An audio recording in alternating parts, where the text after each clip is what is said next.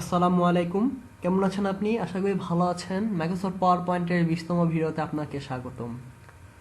আমরা insert ribbon সম্পর্কে জেনেছিলাম, কিন্তু ইনসার্ট রিবনে অনেক কিছু আছে যেগুলো আমরা বিস্তারিত জানা আমাদের জন্য প্রয়োজন। তো সেই ইনসার্ট রিবনে একটা অন্যতম একটা গুরুত্বপূর্ণ এলিমেন্ট টেবল। টেবল বিস্তারিত জানার জন্য আমাদের দুইটা পার্টে বিভক্ত করা হয়েছে। তো টেবল ফার্স্ট পার্ট আমরা আজকে দেখব। তো আর না করে দেরি, চলুন শুরু করি। টেবল টেবল যদি আমরা একটা এখানে হচ্ছে টেবল রিবন আছে, রিবন থেকে আমরা যে এখানে টেবল আসে ইনসার্ট রিবন থেকে টেবল সেকশন আসে, সেখান থেকে আমরা টেবল নিতে পারি। এখানে মূলত 10টা কলাম এবং 8টা রো আছে। 10 × 8, 10টা কলাম এবং 8টা রো। তো এই 10:8 আমরা কীভাবে মনে রাখি সেটা একটা শর্টকাট আছে, সেটা হচ্ছে আগে সি আসে এবং পরে আর আসে। ABCD যদি আপনি আলফাবেট যদি চিন্তা করতে চান তাহলে আগে আসে সি এবং পরে আসে আর। এই জন্য আমরা কলাম হচ্ছে এখানে 10টা এবং এই দেখুন এই যে কলাম 10টা এবং রো হচ্ছে 8টা। তো এখান থেকে আমরা কলাম 10টা এবং রো 8টা সিলেক্ট করে আমরা আমাদের কাজ শুরু করতে পারি। অথবা আমরা একটা কাজ করতে পারি, আমরা ইনসার্ট থেকে এখানে টেবলে গিয়ে আমরা এখান থেকে ইনসার্ট টেবল দিতে পারি। এখান থেকে আমরা লিখতে পারি যে আমাদের কলাম কটা দরকার, কলাম দরকার 8টা আর আমাদের রো দরকার হচ্ছে 6টা। যদি ওকে দিই এখানে চলে আসবে, ঠিক আছে। আরেকটা অপশন আছে যে আপনি এখানে গিয়ে যদি ইন্টার ক্লিক করেন, এই যে স্লাইডে যে সিলেক্ট ইন্টার ক্লিক করেন, তো দেখেন একটা প্রথম প্রথম যখন আমাদের একটা স্লাইড আসে তখন এরকমই থাকে, রাইট। তো এখান থেকে আমরা এখানে ইনসার্ট টেবিলে ক্লিক করে এখানে 5/2 আমরা নিব, আমরা এখান থেকে নিব হচ্ছে 5/4। যদি আমরা ওকে প্রেস করি তাহলে এখানে চলে আসলো, ঠিক আছে। তো যাই হোক, আমরা দেখবো যে কীভাবে এটার বিভিন্ন ধরনের ডিজাইন চেঞ্জ করা যায়। তো সবার আগে এখানে যদি আমরা টেবল টুলসে যাই তাহলে এখানে আমরা দুটা সেকশন পাবো, একটা হচ্ছে ডিজাইন, একটা লেআউট। নেক্সট টিউটোরিয়ালে আমরা লেআউট দেখবো, এই টিউটোরিয়ালে আমরা ডিজাইনটা আগে দেখি। তো দেখুন এখানে উপরে যদি আমি একটা লেখা লিখি, ধরুন হচ্ছে আমরা হেডিং দিই ABCDEFG এবং H, এবং এখানে আমরা একটা সিরিয়াল নম্বর দিই 1 2 3 4 5। ওকে, তো এখন দেখুন এটাকে কি বলে, হেডিং বলে না। এখানে আমরা সাধারণত কি থাকে যে নেম, তারপর থাকে হচ্ছে এজ, দেন থাকে হচ্ছে বিভিন্ন ধরনের হেডিং থাকে। তো এইগুলোকে এই যে দেখেন এখানে টেবল স্টাইল অপশনে যদি আমি হেডিং, এখানে একটা আছে হেডার রো, যদি আমি এটা অফ করে দিই তা দেখুন সবগুলো সেম হয়ে গেছে, তাই না। তো আপনার যদি কোনো একটা হেডিং দেওয়া থাকে বা হেডিং রো একটা লাগে তখন আপনি হেডার রো দিবেন, তাহলে একটা রো আপনার অটোমেটিক ক্রিয়েট হয়ে যাবে। তারপর দেখেন ফার্স্ট কলাম, আপনি যদি আপনার ফার্স্ট কলামটাকে একটা স্পেসিফিকভাবে যদি আপনি একটা কিছু দেখাতে চান, যে আপনি এখানে যে সিরিয়াল নম্বর দিয়েছেন এটা যদি আপনি একটা হাইলাইট করতে চান তাহলে আপনি এটা ক্লিক করে দিবেন, তাহলে দেখুন যে ফার্স্ট যে কলামটা ছিল সেটাও কি হাইলাইট হয়ে গেছে। আমরা এটা না দিলাম। এখানে দেখেন টোটাল রো, যদি আমরা এটা ক্লিক করি তা দেখেন একদম প্রথম এবং একদম শেষ দুইটাই কি হয়ে গেছে, হাইলাইট হয়ে গেছে। তো আমরা এটাও দিব না সাধারণত। লাস্ট কলাম যদি আমরা দিই তখন দেখবেন লাস্ট কলামটা হাইলাইট হয়ে গেছে। তো আমরা এখান থেকে ফার্স্ট কলাম লাস্ট কলাম দিয়ে দেখেন একটা বক্সের মতোই পুরো ক্রিয়েট হয়ে গেছে। তো আমরা এগুলো অফ করে দিচ্ছি।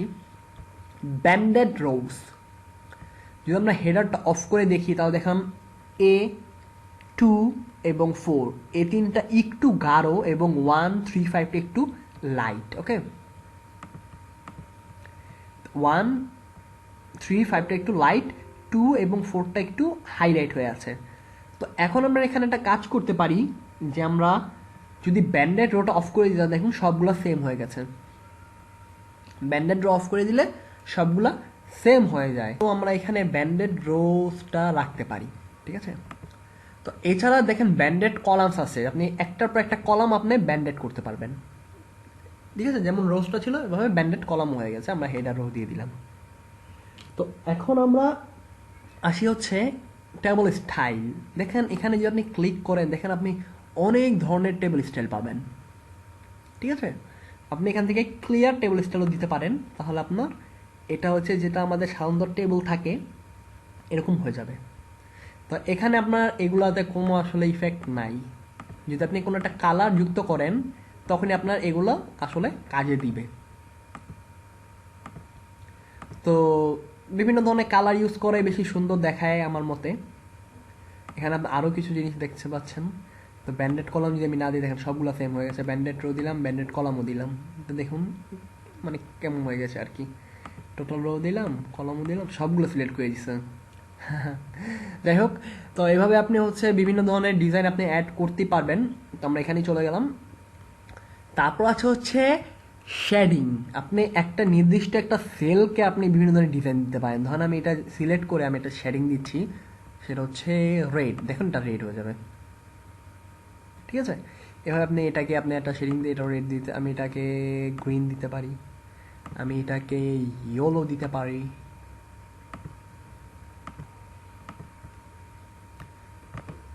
ঠিক আছে, ইয়েলো দিতে পারি। তো এইভাবে বিভিন্ন ধরনের কালার দেওয়া যায়, এগুলো আমরা এখান থেকে আনডু করতে পারি।